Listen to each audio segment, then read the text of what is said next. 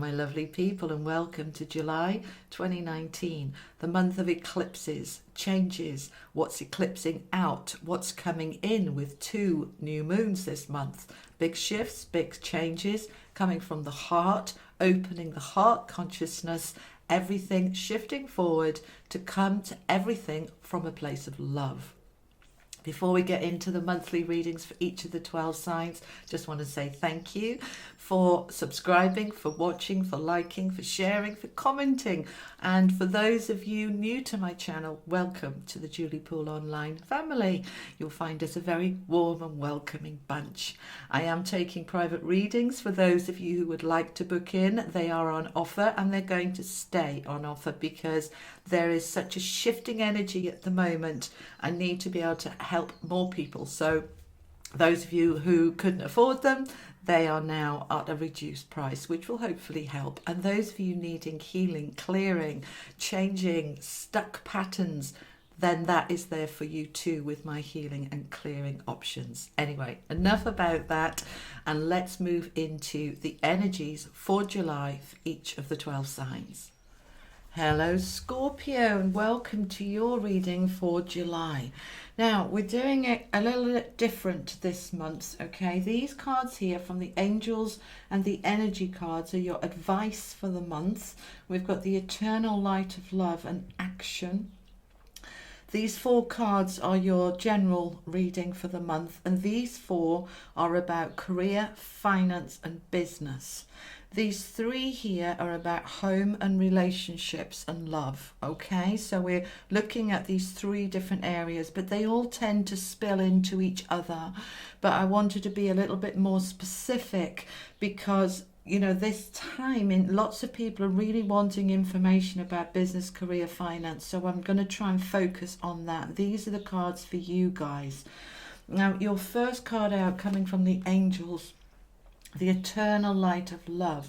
This is linking in with the message I gave you at the beginning in the introduction there, saying about the eclipses opening up our heart to a new heart consciousness, a new heart awareness of love for yourself and for others, for your work, for your life. You're coming from a place much more empowered. And you notice the way that the sword of truth is coming up to the throat here. We're speaking our truth. We're speaking up for ourselves.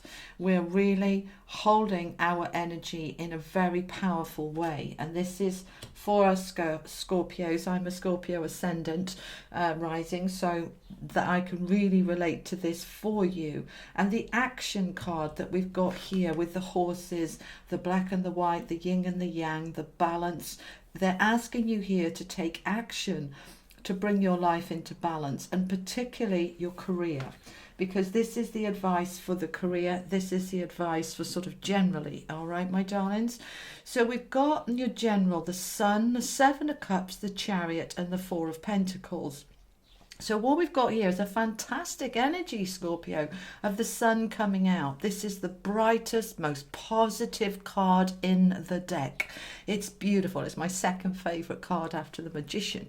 So we've got the Sun coming out into our personal lives, you know, our sort of general life, feeling brighter, more confident, more empowered. And what this is doing is giving us more choice, more options, more opportunities, because as we step into this energy of the Sun with the brightness, our confidence is rising, our self-belief is rising, we're wanting more, and we're looking at our life and looking at these different options, looking at pros and cons, making choices about how we can take our life forward, because we've got the Chariot, forward motion, again with the yin and the yang, the balance, moving clearly in a straight line, in a straight direction, moving towards the 4 of Pentacles. What's that all about? The 4 of Pentacles is security, stability, to know that I have enough, that I don't have to hang on to this, hanging on to the money, like it's like clinging on to it for dear life, as if it's going to run off any minute, I can start to feel safe and grounded and secure that there is enough. And you notice the moon in the background. Every single reading has had a moon very strongly in it somewhere, because the energy in July is all about the 3 moon energies. We've got the new moon on the 2nd of July, which is also a full solar eclipse, so something being eclipsed out so that we can bring something new in. And then on the 16th of July, there's a full moon, and that's a partial lunar eclipse. So we've got another, eclipses are about what's going, what's finishing, what's done. And so is the full moon. So you've got a double energy there of completions and shifting forward.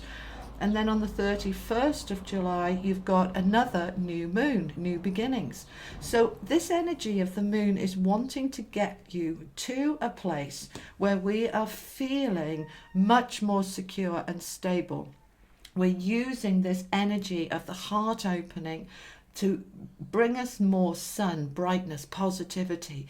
That gives us more options to move forward into this security. So you see the way this is all about helping us feel safe and secure after what has been quite a turbulent few years, yeah? Now, career-wise, we're needing career, business, money. This is what these 4 cards are about. We need to take some action. Sometimes we've done what we need to do and we need to let go and let God. Other times we need to step into our creative power and take action. And it is related to work, and they're just confirming this because this is the work card. This is the grafter. This person works so hard to build something, all right? And what we're trying to build is that security. Now we've got the Queen of Wands coming in. She's come in so many readings this month. The power of the Queen of Wands. This is us feeling empowered, being able to drive forward, feeling that we've got the answers, we've got the confidence, we've got the power to drive the career forward. Now, many of you are going to be leaving a job that you have been doing, or leaving troubles and difficulties behind, because the 7 of Swords is a card of leaving discreetly, quietly, just moving away from something that no longer serves you.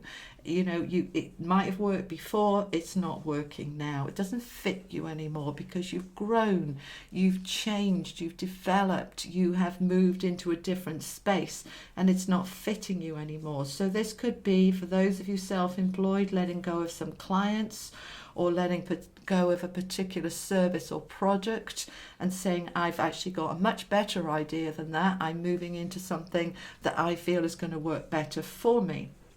Now, with the 6 of Cups, which is the card of the past and childhood and childhood dreams and wishes, and we've got it again here. You've got a double message here about the past and about children and childlike qualities.